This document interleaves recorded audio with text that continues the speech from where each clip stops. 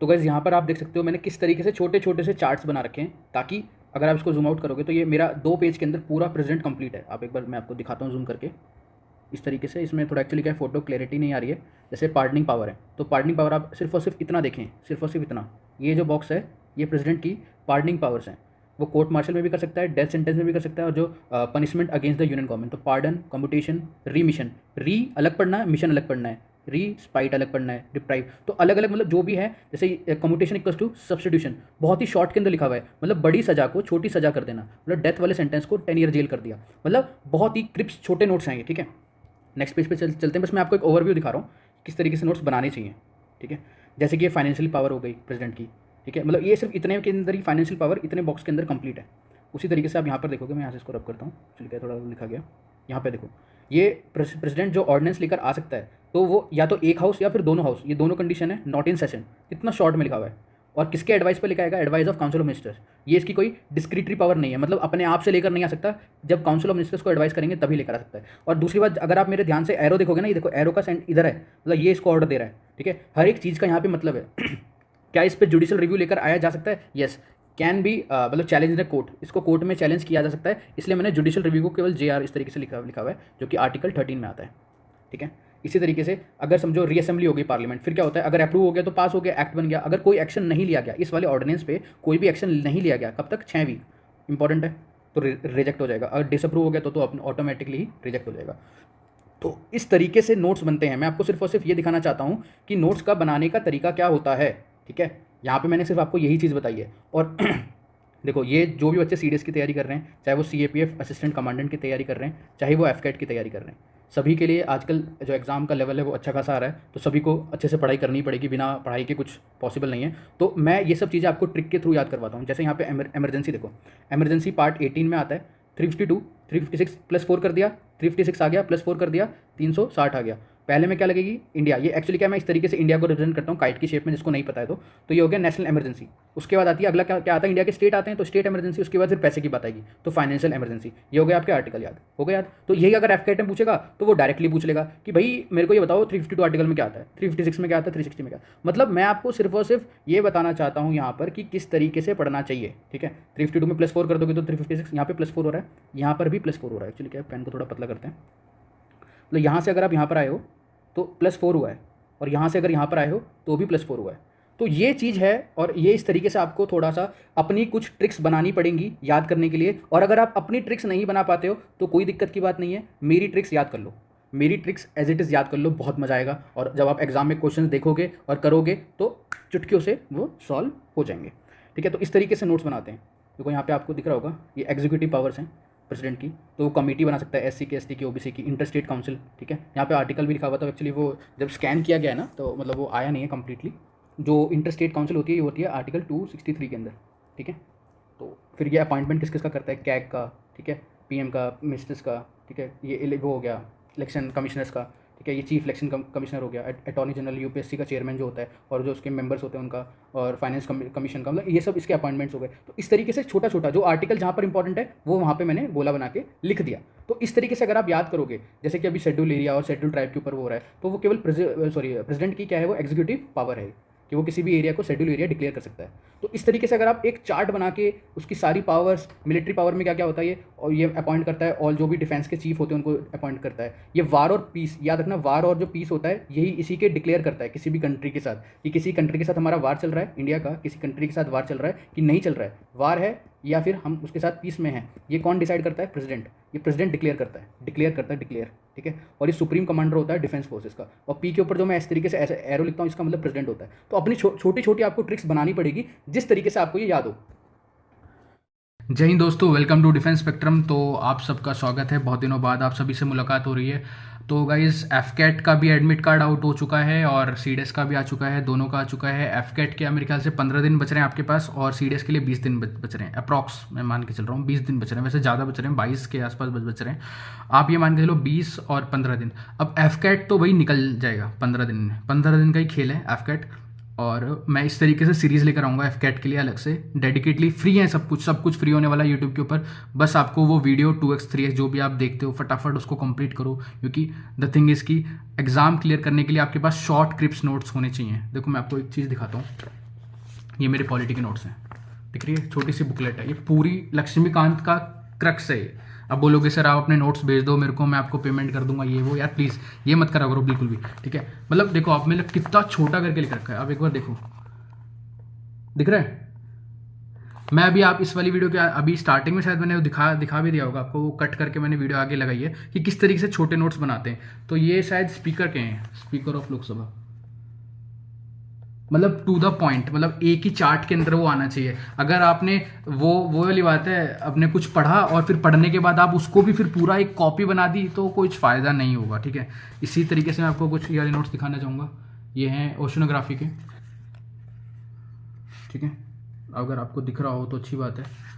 तो इसमें जो ये कॉन्टिनेंट सेल्फ होती है, जो स्लोप होता है, continent slope, continent rise, abyssal plain, trenches क्या होते हैं, किस तरीके के क्वेश्चन आते हैं यहाँ से, तो वो सब कुछ मैंने इसके अंदर इंक्लूड कर रखा है। तो इस तरीके से पढ़ाई करोगे तो ही सिलेक्शन होगा, ठीक है। अब मैं जो मेन जो मुद्दा था मेरा वीडियो बनाने का वो था ये करंट अफेयर वाला जो था। करंट अफेयर के लिए मैं आपको छोटी सी एक बुकलेट है, ये एक्चुअली क्या है, मैं जो नोट्स बनाता हूँ वो ये वाली जो कौन सी किताब होती है, ये ड्राइंग बुक होती है, मतलब बच्चों की जो आती है, ड्राइंग नोटबुक है ना। इसके अंदर मैं नोटबुक बनाता हूँ, ड्राइंग के नोट्स हैं ये। तो इसी के अंदर मैंने मेहनत करी आप लोगों के लिए 4-5 दिन बैठ के।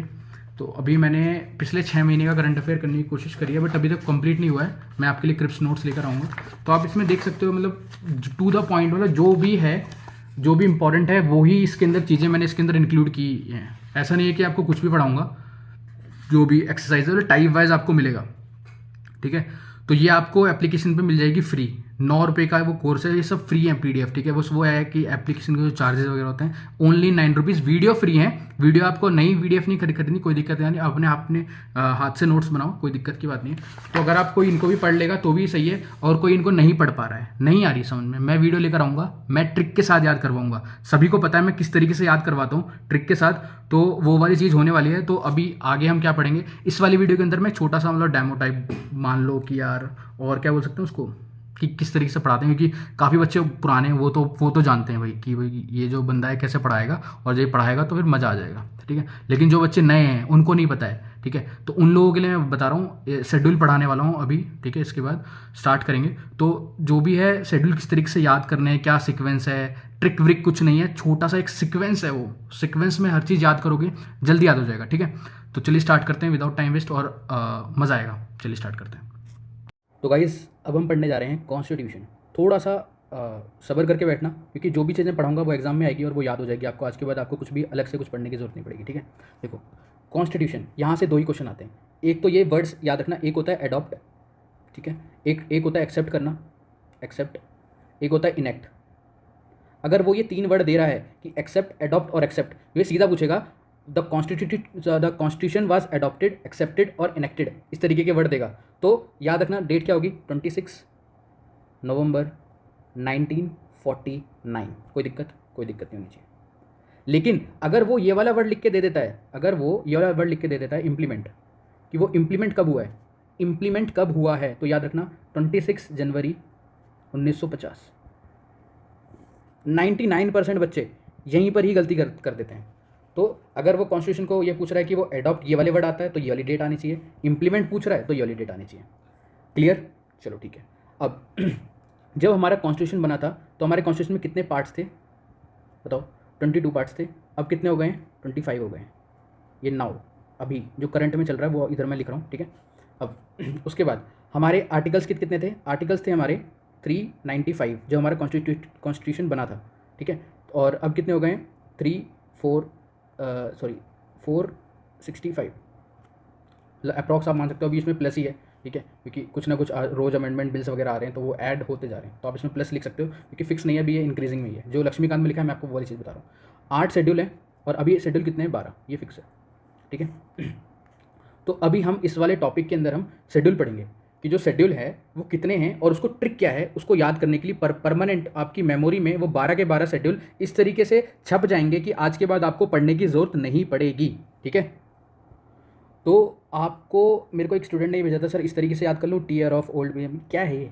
यार देखो जो भी चीज़ है सीक्वेंस में दी गई है, हमारे कॉन्स्टिट्यूशन के अंदर हर चीज़ एक सीक्वेंस के अंदर दी गई है, उसी सीक्वेंस में हम याद करेंगे। तो मेरा तरीका कुछ अलग ही होता है हमेशा पढ़ाने का। तो नेक्स्ट पेज पे चलते हैं हम लोग। सबसे पहले पहला शेड्यूल आ गया, जैसे मैं लिखता जा रहा हूँ इस तरीके से अगर आप एक बार लिख लोगे तो लाइफ टाइम में कभी नहीं भूलोगे। 1 2 3 4 यहाँ पे लिख दिया, यहाँ पे लिख दो 5, यहाँ पे 6, यहाँ पे 7, फिर 8। कोई दिक्कत नहीं होनी चाहिए तक। अब पहले हमारे इंडिया के अंदर कितने स्टेट हैं और कितने यूटीज़ हैं वही आएगा। तो 8 स्टेट हैं और 8 क्या हैं, यूटीज़ हैं, यूनियन टेरिटरी हैं, ठीक है। अगले के अंदर क्या आता है, सेकंड के अंदर क्या आता है, सेकंड के अंदर आएगा गाइस वेतन। वेतन मतलब होता है सैलरी। क्या आता है, सैलरी आता है, ठीक है। थर्ड के अंदर होता है ना, हम बोलते हैं ना, जैसे राजस्थान साइड में बोलते हैं कि अब अपन 3 टाबरा की शपथ खाते हैं अपन, ठीक है। शपथ, शपथ का मतलब होता है, क्या होता है शपथ का मतलब, कसम, ओथ, ओथ इसे बोल सकते हैं, ओथ, ओथ एंड अफर्मेशंस, ठीक है। मैं आपको ये दिखाऊंगा कि किस तरीके से आपको याद करना है, बस अभी आप थोड़ा फोकस करें, जहाँ पे मेरा पेन जा रहा है यहाँ पर फोकस करोगे तो जल्दी याद हो जाएगा। अब आता है फोर्थ। फोर्थ के अंदर क्या है, फोर्थ के अंदर याद याद रखना, राज्यसभा है। क्या है, राज्यसभा की जो सीट एलोकेशन होता है वो है यहाँ पे RS, ठीक है। अब आ जाते हैं फिफ्थ के अंदर। फिफ्थ के अंदर क्या है, SC ST हैं, बहुत बढ़िया, ठीक है। सिक्स के अंदर क्या है सर, सर सिक्स के अंदर भी SC ST है। फिर सर अंतर क्या हो गया, अंतर गाइस बस इतना है, इसके अंदर ममता याद कर लेना, ममता, ममता याद है। तो M से क्या हो गया, मिजोरम, ठीक है। फिर हो गया मेघालय, मेघालय को हमेशा मैं इस तरीके से मतलब बादल और फिर मेघ से रिप्रेजेंट करता हूँ, ठीक है। T से हो गया आपका त्रिपुरा, त्रिपुरा, और A से क्या हो गया आपका असम। कोई कोई दिक्कत, तो ये आपको याद होना चाहिए। उसके बाद आता है सेवन्थ में, देखो सेवन्थ, सात हो रहा है, सात, सात, सात को इस तरीके से लिखेंगे, सात से, तो इसमें सूची आती है। सूची मतलब होता है लिस्ट, लिस्ट। कौन कौन सी लिस्ट आती है इसके अंदर, यूनियन लिस्ट, स्टेट लिस्ट और एक कॉन्करेंट लिस्ट। कोई दिक्कत, 3 लिस्ट है, यूनियन लिस्ट, स्टेट लिस्ट और कॉन्करेंट लिस्ट, कोई दिक्कत नहीं। अब एट्थ के अंदर क्या आती है, भाषा, लैंग्वेजेस, ठीक है, भाषा। अब पहले कितनी भाषा थी कॉन्स्टिट्यूशन के अंदर, 14 थी, और अभी करंट पे कितनी है, 22 लैंग्वेजेस है। कितनी है, 22 लैंग्वेजेस हैं। कोई दिक्कत, तो इस तरीके से आपको एक सीक्वेंस में याद हो गया होगा मेरे ख्याल से, कि पहले के अंदर क्या रहा था, टेरिटरी और स्टेट्स आ रहे थे। फिर सेकंड के अंदर वेतन मतलब सैलरी आ रही है। थर्ड के अंदर क्या आ रहा है, थर्ड शेड्यूल के अंदर क्या आ रहा है, ओथ एंड एफर्मेशन आ रहा है। फिर फोर्थ के अंदर राज्यसभा का सीट एलोकेशन आ रहा है। फिफ्थ के अंदर आ रहा है शेड्यूल कास्ट और शेड्यूल ट्राइब्स का जो एरिया वगैरह है, इसमें भी यही आ रहा है, बस इसके अंदर ये स्टेट अलग है, ममता वाले। फिर सात से हो गया सूची, इसमें यूनियन, स्टेट और कॉन्करेंट लिस्ट। फिर हो गया भाषा। कोई दिक्कत नहीं। अब थोड़ा सा मैं इसको एक्सप्लेन करूँगा कि ये थोड़ा सा ज़्यादा है, इसको मैं यहीं पर ही एक्सप्लेन करने की कोशिश करूँगा ताकि आपको ये चीज़ याद हो जाए, ठीक है। नेक्स्ट पेज पे चलते हैं, फिर यहीं पर ही आ जाएगा। देखो, अब यहाँ पर आपको क्या याद रखना है, अमेंडमेंट याद रखने हैं। एक्चुअली क्या है, भाषा जो भी है, पहले 14 थी, अब 22 हो गई है, तो आपको मैंने अभी बताया आपको। तो इसकी ट्रिक क्या है याद करने की, कोई कौन सी लैंग्वेज कौन से ईयर में और कौन से अमेंडमेंट से ऐड हुई है। तो याद रखना 21वें मतलब 21th अमेंडमेंट से, ईयर याद रखना 1967, 67। हिंदी में क्या बोलते हैं 67 को, 67। 67 में सिंधी, कौन सी लैंग्वेज हो गई, सिंधी लैंग्वेज हो गई, ठीक है। मैं इंग्लिश और हिंदी दोनों में लिख के दिखाऊंगा आपको। 67 में क्या हो गई, सिंधी हो गई, ठीक है, सिंधी।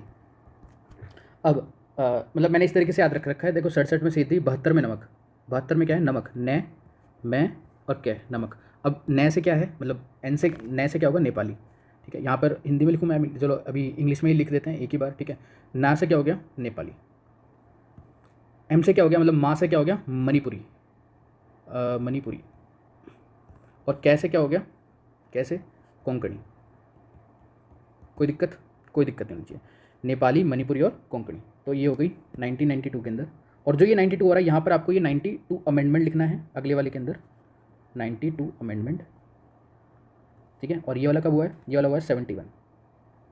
तो यहाँ पे 92 ईयर था, अगले में 92 अमेंडमेंट है। ये ईयर कब है, 2003 के अंदर। एक्चुअली क्या यहाँ से रिपीटेड क्वेश्चन है गाइस, रिपीटेड, चाहे आप एफकैट दे रहे हो या सीडीएस दे रहे हो, कोई भी एग्जाम दे रहे हो, ठीक है, रिपीटेड क्वेश्चन है यहाँ पे। अब इसके बाद इसमें क्या आ जाएगा, सिंधी के बाद नमक हो गया। उसके बाद यहाँ पर क्या है, एक बार प्लीज़, अगर मैं आपसे रिक्वेस्ट कर रहा हूँ, एक बार बस मेरे साथ बोल देना, तो ये परमानेंटली याद हो जाएगा। मिथाली, संथाली, डोगरी, बोडो। मिथाली यहाँ पे मैं लिख भी देता हूँ, मिथाली। उसके बाद दूसरी थी संथाली, फिर थी डोगरी, फिर बोडो, बोडो, ठीक है। मिथाली, संथाली, डोगरी, बोडो, मतलब ये इस तरीके से चार्ट बन जाएगा। ये 3, 1, 2 और 3 ये अमेंडमेंट्स हुए हैं लैंग्वेजेस के अंदर, और इससे बाहर क्वेश्चन नहीं आएगा। ये अपने एक बॉक्स के अंदर जैसे भी आप बनाना चाहें, नोट्स बना रहे हैं, नोट्स के अंदर ये याद होना चाहिए पूरा। तो देखो 67 में सिंधी, 72 में नमक, नैमक है, और 2003 के अंदर मिथाली, संथाली, डोगरी, बोडो, मिथाली, संथाली, डोगरी, बोडो। मतलब ये तो मेरी जबान पर है, मिथाली, संथाली, डोगरी, बोडो। एक बार प्लीज़ बोल दो, एक बार प्लीज़, मिथाली, संथाली, डोगरी, बोडो, मिथाली, संथाली, डोगरी, बोडो। हो गया, ठीक है। चलो मैं यहाँ पे इसको इंग्लिश में भी लिख देता हूँ, क्योंकि कुछ फिर बच्चे बोलेंगे कि सर आप तो हिंदी में पढ़ा रहे हो। ऐसा कुछ भी नहीं है, मैं एक्चुअली क्या है, थोड़ा याद हो जाए इस तरीके से, फिर मैं उसको लिख के बताता हूँ, ताकि वो एक्चुअली क्या, हिंदी इंग्लिश दोनों सेम ही है यार, एक ही बात है। पहले मिथाली लिख देते हैं, मिथाली, फिर आगे संथाली, फिर आगे डोगरी, डोंगरी है एक्चुअली में, डोंगरी, ठीक है। फिर आ गया बोडो, कोई दिक्कत नहीं होनी चाहिए, मैथिली संथाली डोगरी बोडो, ठीक है। तो मतलब मेरे ख्याल से आपको ये याद हो गया होगा। तो ये आ गया आपका 8th के अंदर, ये पूरा 8th का ही पार्ट था। तो अभी तक हमने कौन कौन से शेड्यूल पढ़ लिए, पहला, दूसरा, तीसरा, चौथा, पाँचवा, छठा, सातवां, आठवां, ठीक है, 8 तक हो गए। अब पढ़ेंगे आगे, नेक्स्ट पेज इसमें ऐड कर लेते हैं। 8 तक हो गए थे, अब पढ़ेंगे 9th, 10th, 11th और 12th। बस 4 ही बज गए क्योंकि 12 ही तो हैं टोटल, ठीक है। अब थोड़ा ध्यान से देखना, ये वाला अमेंडमेंट कब, मतलब एक्चुअली क्या है, आपको मैंने भी स्टार्टिंग में बताया था, पहले कितने थे शेड्यूल, पहले 8 थे, फिर 12 हुए हैं ये, ठीक है। तो मतलब आखिरी के जो 4 हैं वो ऐड हुए हैं, तो उसका ईयर पूछ सकता है कि वो कौन सा अमेंडमेंट था और कब हुआ, बिल्कुल सही। तो वही हम याद करने वाले हैं। देखो 9th याद रखना, 9th जो मंथ होता है फॉर द लेडीज़, प्रेग्नेंट होती हैं लेडीज़, 9वें मंथ की, इस तरीके से आप इसको याद कर सकते हैं। तो यहाँ पर जो भी चीज़ है, 9th schedule is like very tough, tough, इस तरीके से आप याद कर लो। जो 9वां शेड्यूल है ये काफ़ी टफ होता है, काफ़ी इसके अंदर रूल्स एंड रेगुलेशन जो होते हैं, लैंड रिफॉर्म्स आते हैं, इसके अंदर बहुत सारी चीज़ें, तो यहाँ पे आप लिख लेना, इसके अंदर रूल्स हैं, रेगुलेशंस हैं, और यहाँ पे आप लिख सकते हो लैंड रिफॉर्म्स हैं, ठीक है, जो कि बहुत ज़्यादा टफ है। एक इसके अंदर ही वो जो संजू मूवी आई थी ना, उसके अंदर जो टाडा वाड़ा है, जो टाडा एक्ट है, वाड़ा है, ये एक्चुअली क्या है, जो टेररिस्ट के जो एक्ट है वो सब भी इसके अंदर आते हैं, मतलब जिसके ऊपर लग गई तो उसकी लंका लग गई, ये मान लो। तो 9वां महीना और 9th शेड्यूल बहुत ज़्यादा क्या है, वो हार्ड है, मतलब टफ है वो, ठीक है, ये बोल सकते हैं, वो जो बहुत ज़्यादा टफ है, ठीक है। अब यहाँ से आपको किस तरीके से याद करना है, ये फर्स्ट अमेंडमेंट हुआ था, फर्स्ट अमेंडमेंट ईयर पूछेगा 1951, कोई दिक्कत नहीं होना चाहिए, ठीक है। अब आते हैं 10th वाले के ऊपर, जो 10th शेड्यूल है। 10th को कैसे लिखते हैं, 10 ऐसे लिखेंगे। तो ये दल बदल के मतलब दल बदल से लेके, मतलब एंटी डिफेक्शन लॉ से रिलेटेड है, ठीक है। दल बदल, एक सेकंड रुकना, दल बदल, एक्चुअली एंटी डिफेक्शन बोलेंगे इसे इंग्लिश में, एंटी डिफेक्शन लॉ। इसके अंदर एंटी डिफेक्शन लॉ होता है, और इसका अगर कोई ईयर पूछ ले कि सर इसका ईयर क्या था, इसका ईयर याद रखना, ये 52 अमेंडमेंट है, इसको मैं ब्लू कलर से लिखता हूँ। यहाँ पे 51 ईयर था और इसी से रिलेट करके याद करो, 52 अमेंडमेंट है ये, अब ईयर नहीं है यहाँ पे, 52 अमेंडमेंट है, और ईयर क्या हो जाएगा 1985। कोई दिक्कत नहीं आनी चाहिए। यहाँ पे भी 5 आ रहा है, एंड स्टार्टिंग में 5 आया और एंड में भी 5 आया, कोई दिक्कत नहीं। यहाँ पर भी देखो, आप स्टार्टिंग में बनाया था और एंडिंग में भी बनाया, यहाँ पे भी वही है, स्टार्टिंग में 5 आया और एंडिंग में भी 5 आया। तो इस तरीके से मैं छोटे ट्रिक बना के रखता हूँ अपनी, पता नहीं क्यों, इस तरीके से आप अगर बनाओगे तो जल्दी याद रहेगा, और वो हमेशा मतलब बहुत टाइम तक के लिए याद रहेगा आपकी मेमोरी के अंदर। अब चलते हैं 11th और 12। देखना, याद रखना हमेशा, पहले हम पंचायत की बात करते हैं, पहले हम विलेज की बात करते हैं, हमेशा जब भी कभी भी गांव की या फिर आप सिटी की बात करेंगे तो हमेशा याद रखना पहले हम पंचायत की बात करते हैं। पंचायत मतलब विलेज की, यहाँ पे हम विलेज की बात कर रहे हैं। और उसके बाद 12th के अंदर क्या बात करेंगे, म्यूनसिपैलिटी की, म्यूनसिपैलिटीज़, ठीक है, ये अंतर है बस इसके अंदर। 11th के अंदर पंचायत है, 12th के अंदर क्या है, म्यूनसिपैलिटीज़ है। कितना सिक्वेंशियली याद हो गया। अब एक्चुअली आपको ये याद रखना है कौन से अमेंडमेंट से जोड़ा गया था, ये जोड़ा गया था 73 अमेंडमेंट, और सर ये कब जोड़ा गया, ये 74 से जोड़ा गया। और सर अगर मैं ये पूछ लूँ आपसे कि सर इसका ईयर क्या था सर, तो सर इसका ईयर था 1992, इसका भी सेम ईयर है 1992। इसमें आप इसमें डिफरेंस भी बना सकते हो इस तरीके से, इसको मैं बीच में से मिटा देता हूँ मैं, ठीक है। तो इतना याद हो गया, चलो बढ़िया है। अब इसके बाद यहाँ पे वो सब्जेक्ट पूछता है कि जो पंचायत के ऊपर जो किस किस चीज़ों के ऊपर बात की गई, कौन कौन से सब्जेक्ट्स हैं। तो याद रखना 29 सब्जेक्ट्स हैं यहाँ पे, कितने हैं 29। अब इस पहले वाले में से 1 माइनस कर दो तो 1 आ जाएगा, अगले वाले में से 1 माइनस कर दो तो 8 आ जाएगा। यहाँ पे कितने सब्जेक्ट हैं, 18 सब्जेक्ट्स हैं। कोई दिक्कत, मेरे ख्याल से कोई दिक्कत नहीं होनी, क्योंकि इतना जितना मैंने बताने की कोशिश करी है, तो आपको शेड्यूल तो भाई याद हो ही गए होंगे। इससे ज़्यादा शेड्यूल है भी नहीं और आना भी नहीं है, इतना ही है शेड्यूल में, ठीक है। इससे ज़्यादा क्वेश्चन अगर पूछेगा वो, तो एक और क्वेश्चन पूछ सकता है वो यहाँ से कि पहली पंचायत कौन सी थी, फर्स्ट, मतलब इंडिया की फर्स्ट पंचायत कौन सी थी। याद रखना नागौर थी, नागौर, जो कि राजस्थान में है, नागौर, ठीक है। अगर वो पूछ ले कि सर फर्स्ट म्यूनसिपैलिटी कौन सी थी, फर्स्ट म्यूनसिपैलिटी कौन सी थी, मद्रास, बस, इससे ज़्यादा नहीं पूछेगा वो। तो आपको मैं शेड्यूल एक मिनट के अंदर फिर से रिवाइज करवा रहा हूँ। पहले के अंदर क्या आ गया, स्टेट और उसकी ड्यूटीज़, दूसरे के अंदर वेतन है, थर्ड के अंदर हमने शपथ पढ़ ली, फोर्थ के अंदर राज्यसभा, फिफ्थ के अंदर SC/ST पढ़ लिया, सिक्स के अंदर SC/ST ममता स्टेट वाले, सेवन्थ के अंदर हमने पढ़ी स्टेट वाली सूची, फिर भाषा थी पहले 14, फिर हो गई 22। अब कौन सी ऐड की गई है ये भी आपको याद हो गई होगी।